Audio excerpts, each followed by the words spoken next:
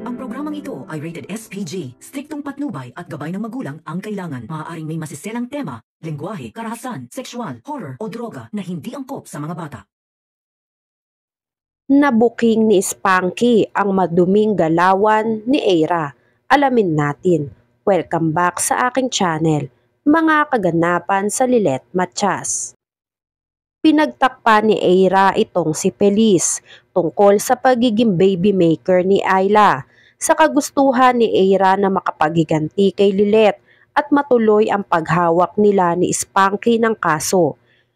At dahil na din sa plano ni Eira na isama si Trixie sa pagharap sa korte kay Lilet at kay Ino, dahil magiging sobrang exciting daw kapag nagharap muli si Lilet, Ino at si Trixie, lalo pa nga at ito ay sa korte, dahil panigurado na hindi makakapag-focus itong si Lilet. Isa pang problema ay makakaharap nila Lilet, Bonnie at Kurt, ang law professor nila na si Attorney Spanky. Kaya ngayon ay napalaisipan sa kanilang tatlo kung ano kaya ang matibay na dahilan ni Attorney Spanky kung bakit parang kumbinsido ito na ipanalo nila ang kaso sa korte at napagbibigyan sila sa korte na mag-file ng kaso laban kay Samson. Napatanong tuloy si Lilet kung alam na kaya nila Eira ang defense nila sa korte tungkol sa agreement ng pagiging baby maker nitong si Ayla.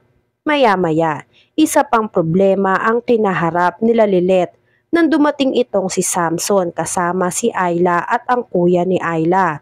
Nawawala ang agreement paper na pinirmahan nilang mag-asawa at ni Ayla na nagpapatunay na kinuha nilang baby maker si Ayla.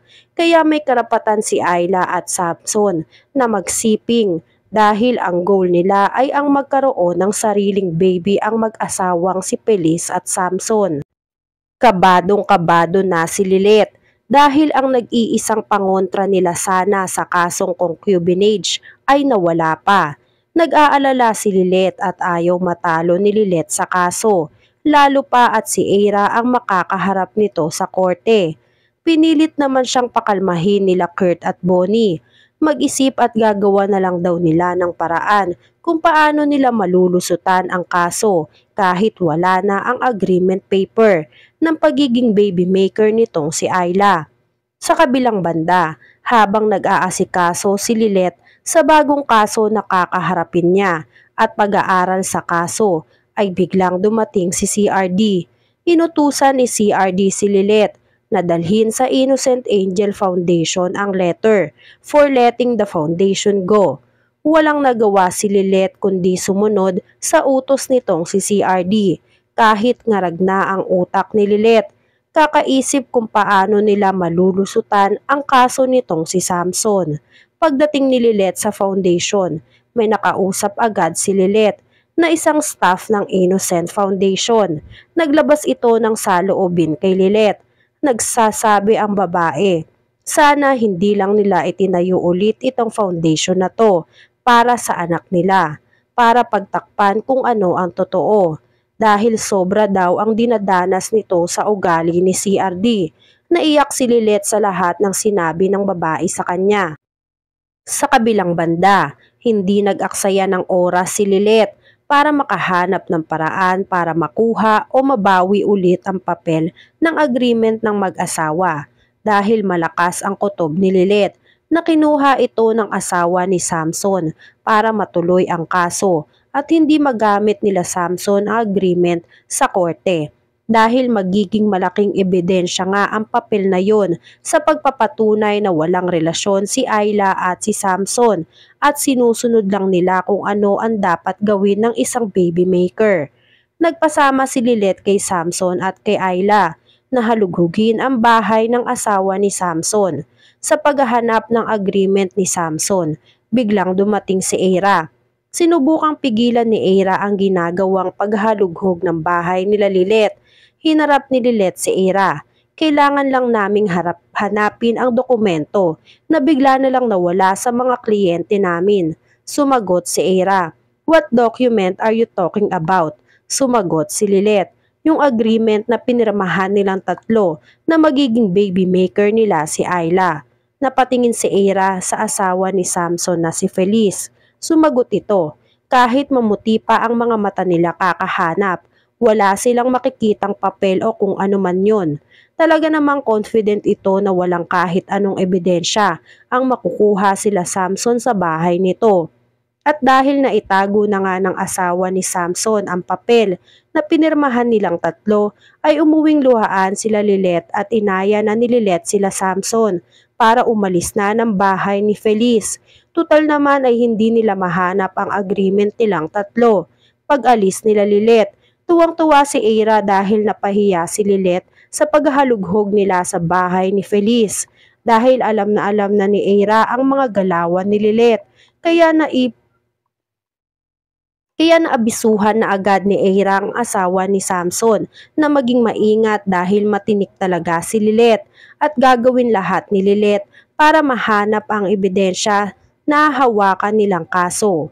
Sa kabilang banda, nireview ni Attorney Spanky ang tungkol sa kasong kakaharapin nilang dalawa ni Eira. Napag-alaman ni Spanky na kulang ang papel na nakapaloob sa ibinigay na kopya sa kanila.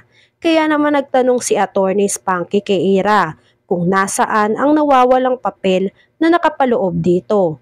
Walang nagawa si Eira kundi ilabas ang papel na itinago niya kay Spanky para sana hindi na makatanggi si Spanky sa kasong hahawakan nilang dalawa. Napasabi tuloy si Spanky kay Eira, "This is important information about the case, Eira. I'm the lead counsel. And when I'm the lawyer, I want to see all angles of the case so I can play fair and square." Nabukayo nga nitong si Attorney Spanky si Eira sa maduming binabalak nito laban kila Lilet matapos itago ni Eira ang papel tungkol sa pagkakaroon ng baby maker ng bago nilang kliyente. Kaya naman dismayado si Attorney Spanky sa ginawa nitong si Eira. Dahil sa ginawa ni Eira ay maaari pang magmukhang sinungaling si Spanky sa harap ng korte kapag nalaman at nagkaroon ng ebidensya sila Lilet tungkol sa agreement ng pagiging baby maker nila Ayla. Samantala, dahil wala silang nakita sa bahay ni Feliz, nag-usap-usap sila. Pinanindigan ni Ayla na wala namang ibang gagawang motibo na yon kundi itong si Feliz, dahil gusto daw silang saktan nito at makasuhan at maparusahan. Sa kabilang banda, dahil hindi din kumbinsido si Lilet na walang kinalaman itong si Feliz sa pagkawala ng agreement nila ni Samson, ay minanmanan ni Lilet itong si Feliz. Sakto at nakita ni Lilet na may sinusunog si Feliz sa bahay nito at dito nga ay nakita ni Lilet ang papel na akmang susunugin na ni Feliz. Mabuti na lang at hindi ito na diretso ni Feliz sa apoy at nakuha ito ni Lilet. Gulat na gulat si Feliz sa pagsulpot ni Lilet sa bahay nito. Ano kaya ang papel na nakuha ni Lilet? Ito na kaya ang agreement paper na hinahanap nila? Yan nga ang mga kaganapan at mga dapat nating abangan dito sa Lilet Matias. Kung gusto nyo pa ng mga ganitong klaseng video ay mag-subscribe at i-like itong video na to. Maraming salamat po.